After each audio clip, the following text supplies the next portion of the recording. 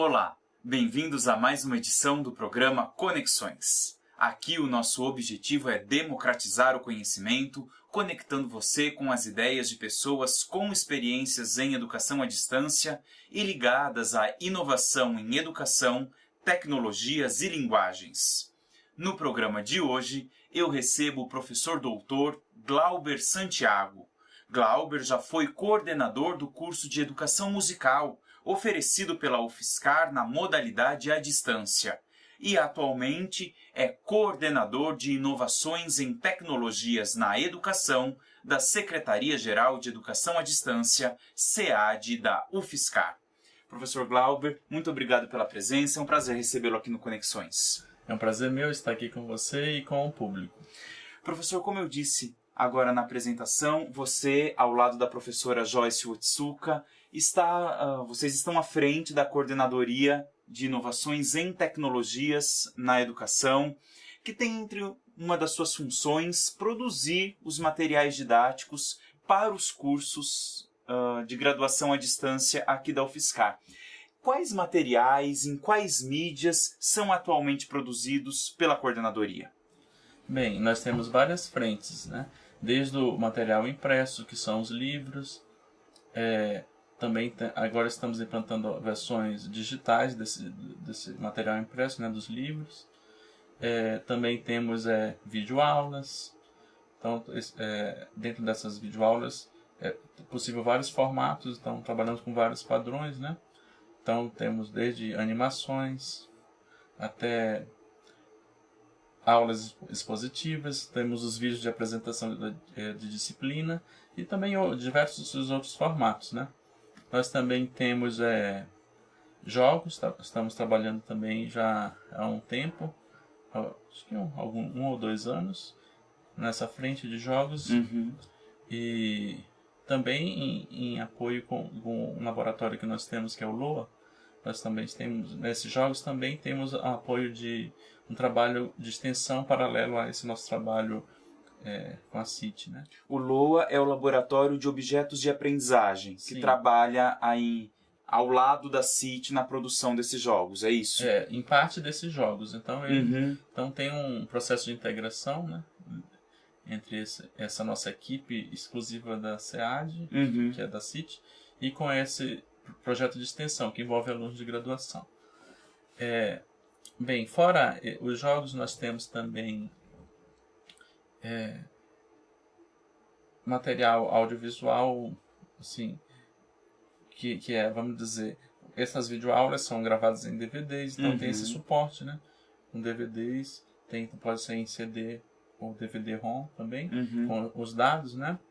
Também tem áudio, a gente também faz uma produção de áudio, que aí inclui várias, inclusive os áudios que são usados como material em geral, que não tem um formato final específico para ele, mas também a gente produz áudios em formato de livros, audiolivros, e também, eventualmente, material musical, né? O CD de música.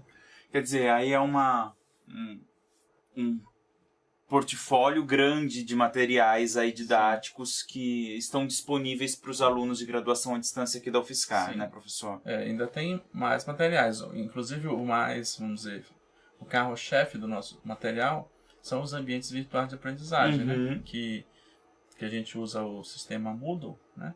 Então a gente também, a CIT também é responsável por esse gestão do próprio ambiente, do próprio ambiente, né? Então, é claro que aí tem todo um trabalho, todo esse material, a gente é responsável pela produção, basicamente, só que tem muitos elementos que não é a gente que faz, que vem dos professores, que vem de outras pessoas envolvidas no processo. Isso é interessante. Como é que se dá a relação, então, da equipe de toda a CIT, que é a Coordenadoria de Inovações em Tecnologias na Educação, e a CIT contempla aí uma equipe multidisciplinar de profissionais, com os professores? Como é que se dá a relação entre os profissionais e os professores no processo de produção dos diferentes materiais didáticos?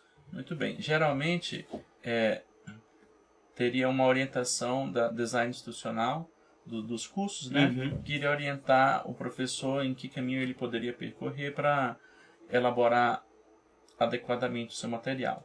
Alguns professores já têm uma boa autonomia, então acaba que não tem esse contato, essa necessidade tão grande da DI estar apresentando essas possibilidades para eles. Mas depois tem todo um cronograma, vamos dizer, já agendado vamos dizer assim, de visitas às várias possibilidades de mídias se produzidas. Então, por exemplo, o professor é convidado a conversar com a equipe audiovisual sobre que materiais audiovisuais ele ia usar. Também é convidado a conversar com a equipe de material impresso para saber como é que seria o livro dele. Isso é um exemplo. E aí, dentro disso, ele pode ser encaminhado para vários... também tem, obviamente, tem também um agendamento ou um cronograma de trabalho de como que ele deve dispor esse material no ambiente virtual. Então, ou ele edita sozinho esse material, sozinho assim, o conteúdo ele fica na responsabilidade Mas dele. sempre com suporte, né? Sempre com suporte. Ou ele passa as instruções ou os mapas de atividades para a equipe Moodle e eles que fazem a configuração para o professor. Pois é, então, dependendo de que mídia, vamos dizer, esteja sendo trabalhada, vai ter esse agendamento e essa conversa. Então, nessa conversa, acaba ficando o contato direto do professor com essa vertente da equipe, nesse pessoal da equipe. Então, é assim que faz esse contato. Perfeito. Acho que nesse processo me parece que parte-se do conteúdo a ser ensinado, né, professor? Quer dizer, quais os conteúdos que eu tenho que ensinar, os objetivos educacionais que eu quero atingir, para pensar nas mídias e em quais materiais e ferramentas serviriam mais apropriadamente para atingir os meus objetivos educacionais e para transmitir os conteúdos para os alunos, não é? Sim, toda essa lógica, vamos dizer, esse design instrucional do curso, né, seria amparado pelas designers instrucionais. Mas, como falei, muitos professores já têm essa expertise, então eles já imaginam eles mesmos como é que seria a articulação desses vários conteúdos. Certo. Então, na verdade, as equipes elas sugerem possibilidades, mas não de uma maneira global. Por exemplo, a equipe audiovisual não vai falar para o professor, aquele questionário no Moodle poderia ser dessa... Não vai ter. A equipe audiovisual vai estar mais enfocada realmente nos produtos que eles trabalham e mostrar para o professor as possibilidades. Então, fica a cargo do professor tentar articular. Então, eu já sei, eu posso preparar uma videoaula que depois, para conferir se os alunos entenderam, eu posso usar um questionário no Moodle, por exemplo. Então, essa articulação é o professor que... Mas se ele ainda não tem essa autonomia, tem toda um amparo aí para que o planejamento da disciplina seja o mais eficiente possível. Sim, que aí não é dentro da nossa coordenadoria. Já tem uma outra coordenadoria responsável por esse amparo. Me fala uma coisa, na sua opinião, quais que são as principais preocupações que a CIT deve ter e as diferentes equipes da CIT, audiovisual, material impresso, material virtual, quais que são as principais preocupações, o que a gente não pode perder de vista no momento da produção desses materiais, né? As preocupações em relação à qualidade, em relação à eficiência, clareza desses materiais que serão entregues para os alunos. Bem, eu acho que você já apontou vários elementos que são fundamentais, né? Que quando você está trabalhando audiovisual, você tem a qualidade, por exemplo, se tiver uma má qualidade de áudio ou de vídeo, a comunicação acaba sendo prejudicada, né? Então você acha que fez uma boa videoaula, só que se o aluno não achar bem construído o suficiente ou atrativo o suficiente, mesmo em termos técnicos, né? Assim, não vai ser eficiente. Então, se você perdeu tempo ou o aluno não vai, vamos dizer, aprender o tanto que deveria aprender com aquela mídia.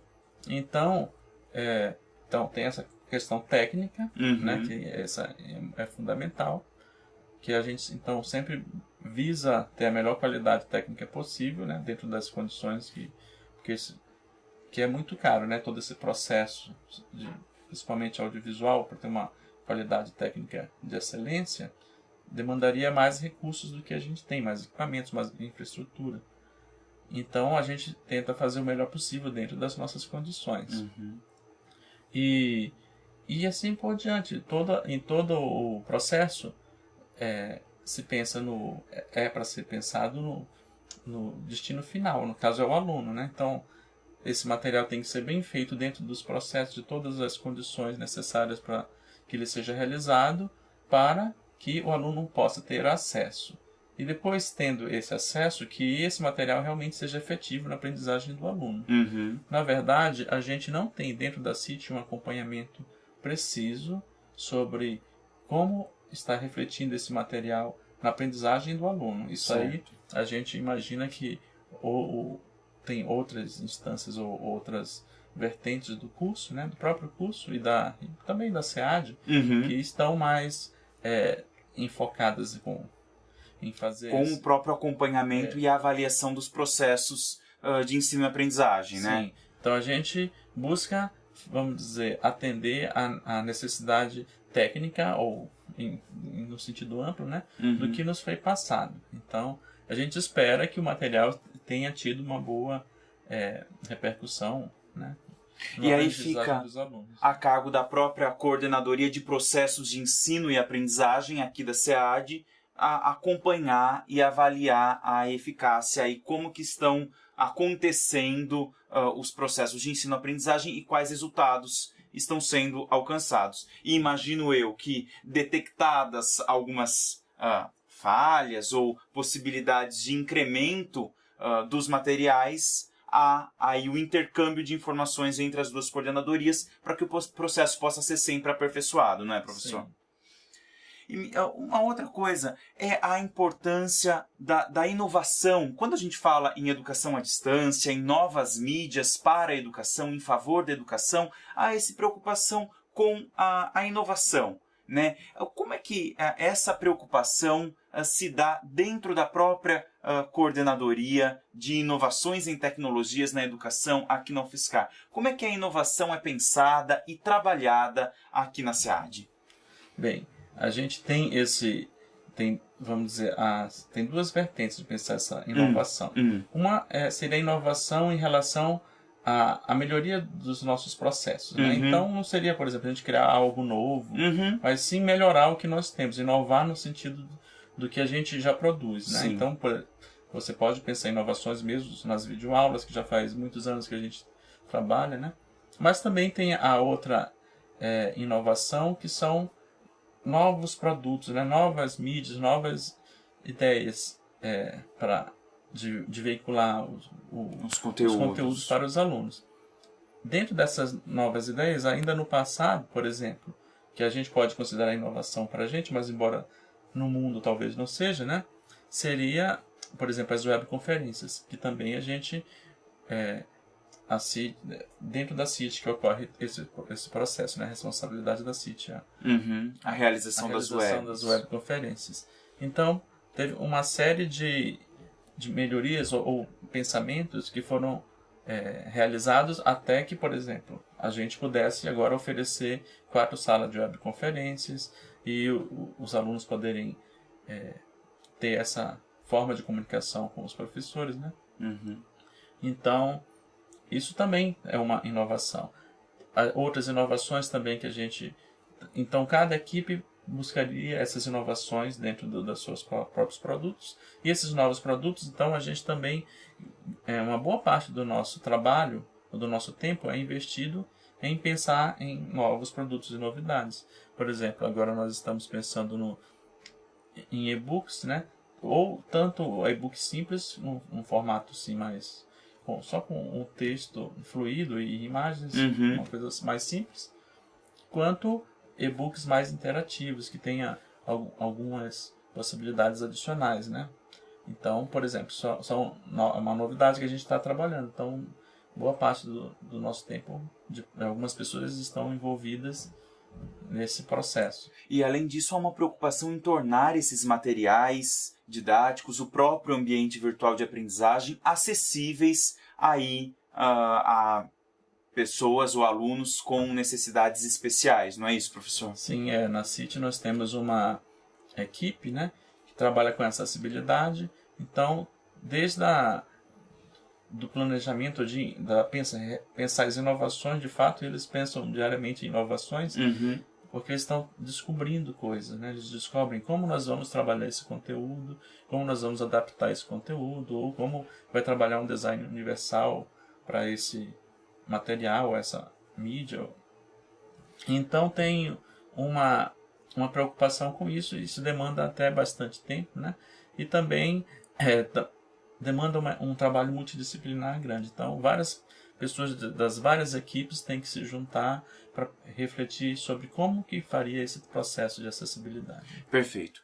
Bom, a UFSCar está aí sempre pensando à frente. Você me disse aí que a gente tem uma gama enorme de materiais que são produzidos e entregues para os alunos, que estamos constantemente pensando em inovações, em tornar esses materiais também acessíveis a cada vez mais pessoas. E quais caminhos você imagina que ainda é necessário que a gente percorra? Quais que são os desafios que você vislumbra aí no horizonte? Nós temos os desafios de conseguir manter e melhorar o padrão de qualidade do que a gente já tem, que não é fácil, né? A gente se acomodar vai piorar. A verdade é essa, a gente sempre tem que buscar trabalhar até proativamente, inclusive para manter a qualidade, e também, obviamente, a gente espera que melhore a qualidade de todos os materiais. Então, essa é uma preocupação grande que a gente não pode esquecer. A gente não pode pensar só no novo e esquecer do que a gente está fazendo, né? E fora isso, a gente tem que pensar no novo, porque daqui a pouco tempo o novo já vai ser velho, ou então a gente não vai estar preparado. Imagine se a gente tantas novidades, né, que surgem na tecnologia a cada dia, se a gente ficar distante, tem que estar conectado, né, acompanhando a evolução da tecnologia. Inclusive agora com esses dispositivos móveis, né, cada vez mais pessoas têm smartphones com várias funções, então a gente tem que também estar... Já há um trabalho, inclusive, nesse sentido, né? Já há um trabalho, e cada vez aparecem mais possibilidades, Exato. Né?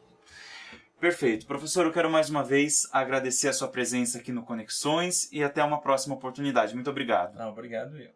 A vocês que nos assistem, o meu abraço e até a próxima edição do Conexões.